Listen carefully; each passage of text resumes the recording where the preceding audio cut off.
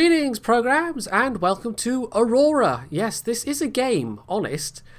Now, this is one that I ran across on Reddit that I'd never heard of before. It's a free-to-play Space 4X game, and it's been around since 2004. But it's only, I think, recently come to prominence because Quill18 did a Let's Play series on it. I've actually watched a couple of those, and it was actually very useful because I had no idea what I was doing otherwise. So if you want some kind of in-depth look at this, I would highly recommend going and checking out that series, which was actually very recent. It was like January, February he was doing that. But the reason I came across it was I was trolling around on the, well, that's probably not the right word, but hanging around, lurking, I don't know, on the Strategy 4X subreddit. Because obviously with Master of Orion having come out, I was kind of interested to see what people's other people's opinion on it was and the kind of reception it was getting. And then in one of the comments somebody mentioned this. Now, like I said, it's been going since 2004. It is entirely the effort of one man, a guy called Steve Walmsley, and he's been solo developing it. And because it's solo developed, it has a horrible UI. We're in Dwarf Fortress territory here. Horrible, awful UI, but incredibly deep gameplay, very, very complex, and probably not to everybody's taste because there's a hell of a lot of micromanagement that you have to do. We're talking in the order of, like if I was talking in kind of war strategy gaming, we'd be going in the direction of Gary Grigsby games. It's that kind of level of horrible UI and depth and complexity. But that's one of the nice things about games like this, these kind of solo projects, is that people are free to go off on whatever direction they choose to make it as deep and as complicated as they want to. Whereas a lot of commercial games don't necessarily go that way. Now, this is all also, I think, quite well timed because there's, I think as this video is going out, the day it's going out, there's some kind of big Stellaris announcement coming from Paradox as well, and that obviously is another one that's got my interest. Now, Paradox themselves have made some interesting strategy games that I'm a big fan of, as you know, and they're sort of towards the more complicated end of the spectrum, but not nearly as kind of complicated or micromanagey as this.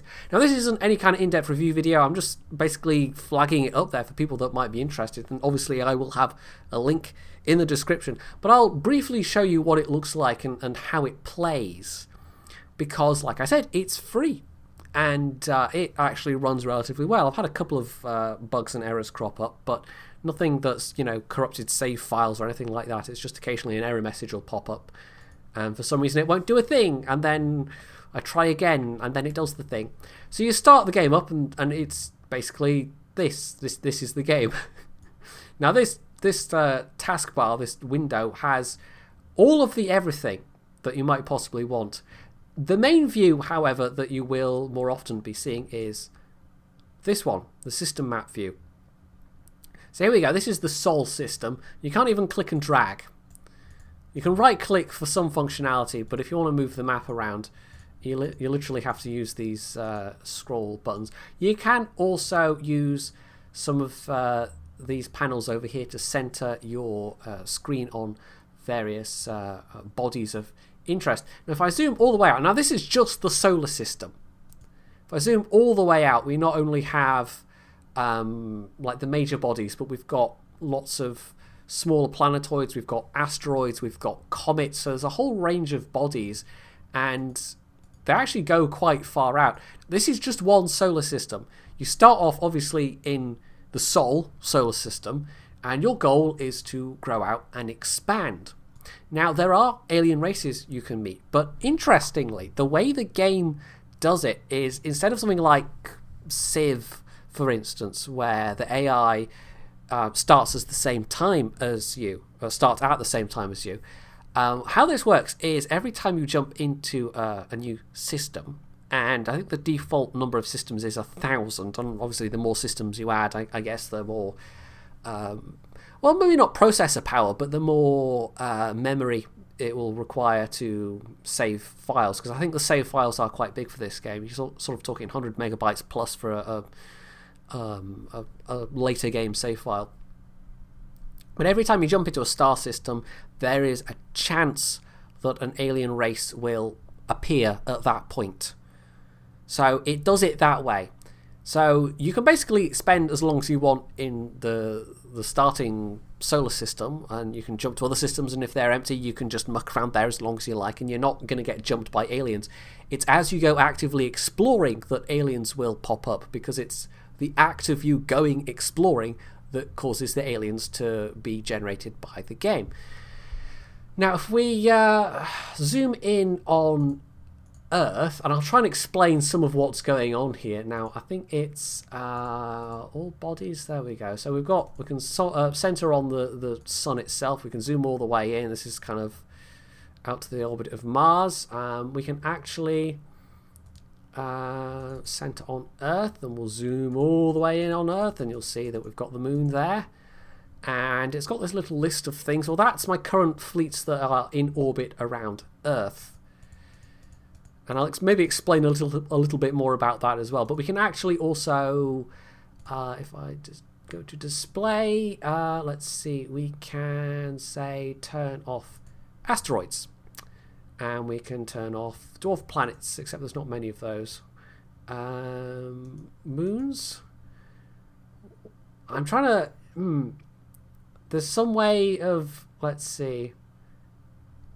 The ones that are left, these are all the explored ones, and I think I've set a setting so that it shows you all of the explored ones. So, oh, hello.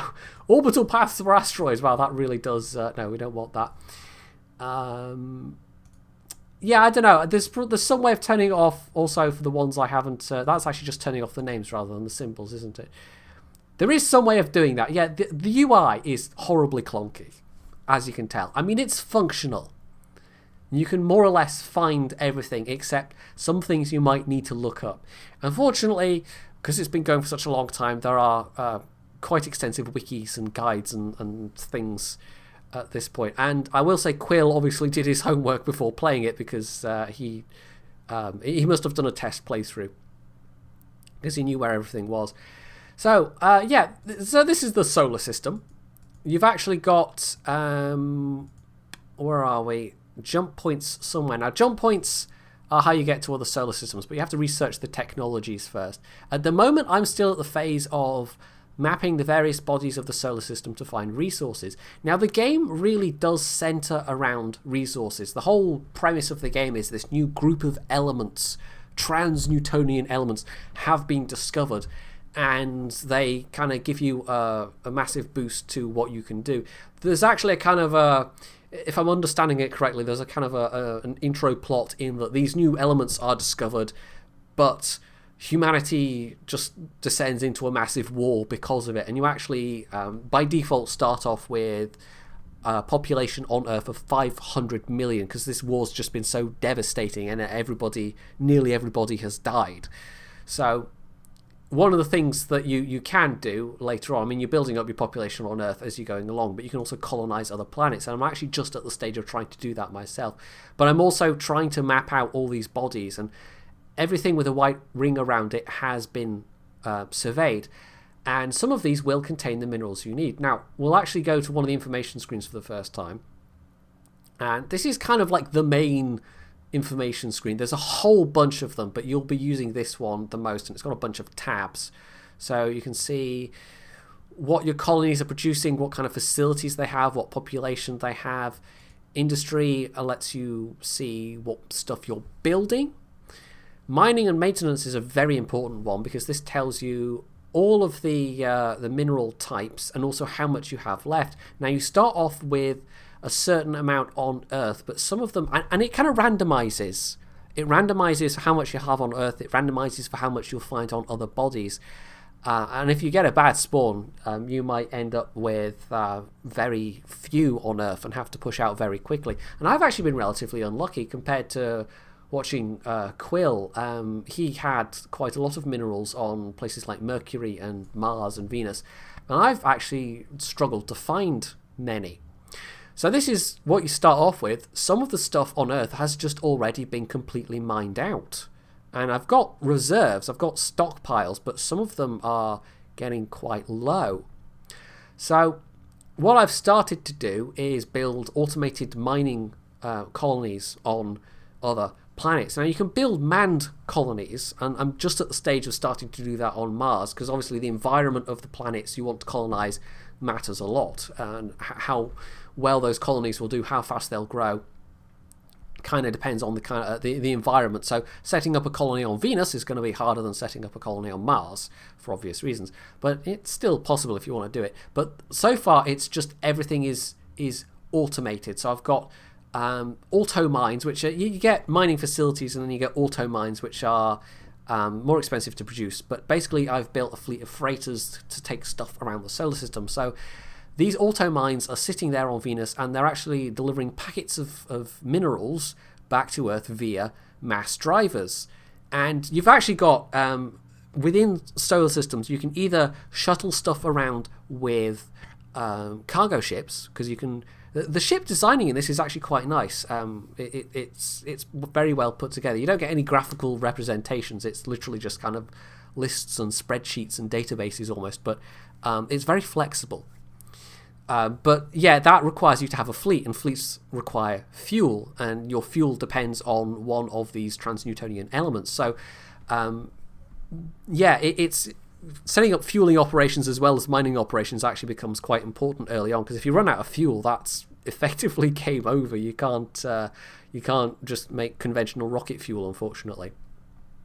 So this is what I've got on Venus, and because the accessibility is so low. I mean, 1 is the maximum and 0.1 is like the least you can get. So it's a lot of mines producing not a very lot of minerals. It's only about 1,500 tons per year, and each mass driver can hurl up to 5,000 tons a year. Although I will say, one of the big warnings that gives you in the wiki and other guides is you have to have a mass driver at both the destination and both the place you're sending the stuff from and at the destination. Otherwise, you're just hurling these minerals of packets, packets of minerals, just boulders basically, at Earth at very high speeds.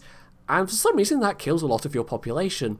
So don't do that. So I've not made that mistake, fortunately. You know, I went and read some guides and stuff before I started doing anything, and watched Quill's series. And yeah, that's a quite important note. But of course, you can then weaponize that. You know, if you put a colony in a system where there's aliens that you want to take over, you can have them hurl those packets of minerals and wipe out their population if you were feeling particularly genocidal.